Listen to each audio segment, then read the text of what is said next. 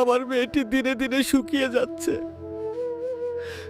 দয়াময় আল্লাহ, আমার মেয়েকে তুমি বাঁচাও। হাল্ক, তুমি আমার মেয়েকে বাঁচাও বাবা। তুমি ছাড়া আর কেউ সাহায্য করতে পারবে না।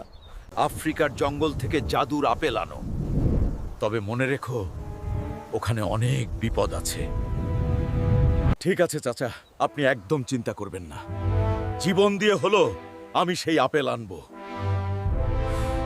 হায় আমার সাহসী ড্রাগন বন্ধুটি, এখন তাড়াতাড়ি এসো, আমাদের অনেক দূরে যেতে হবে। দ্রুত চলো, আমাদের হাতে সময় খুব কম। আফ্রিকার সেই জাদুর জঙ্গলে চলো বন্ধু।